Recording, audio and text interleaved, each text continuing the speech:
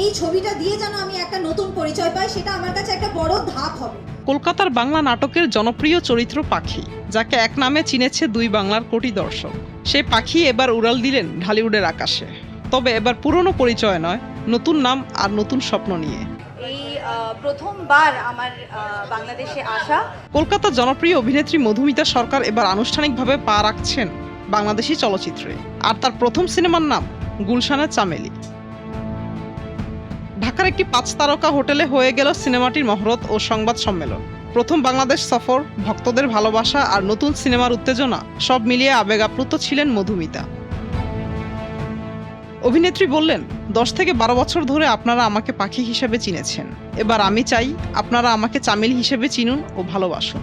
মানুষের ভালোবাসা আপ্লুত এই অভিনেত্রীর বিশ্বাস, নতুন এই যাত্রাও সবার মনে থাকবে। ভক্তদের ভালোবাসার প্রতি কৃতজ্ঞতা জানিয়ে তিনি বলেন, আমি একটা কথাই বলবো, এতটা ভালোবাসা পেয়ে আমি সত্যিই অনেক আপ্লুত।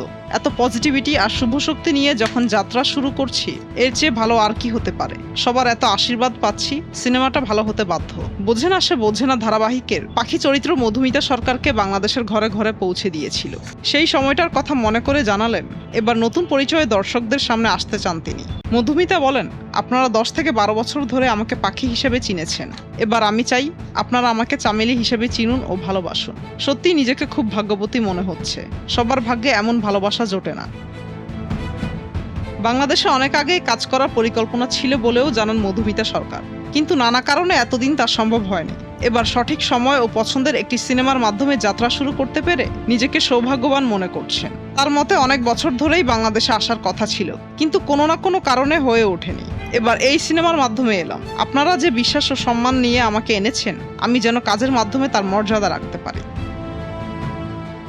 গুলশানের চামেলি সিনেমার মধ্য দিয়ে বাংলাদেশি চলচ্চিত্র আনুষ্ঠানিকভাবে অভিষেক হচ্ছে মধুমিতা সরকারের। ছবিটিতে আরও অভিনয় করবেন আজমেরি হক বাঁধন, অনন্ত জলিল, ওমর সানি, আমিন খান, রোজিনা ও মিশা সওদাগর প্রমুখ।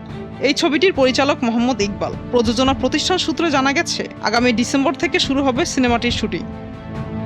মুক্তা আমিন, ভোরের কাগজ।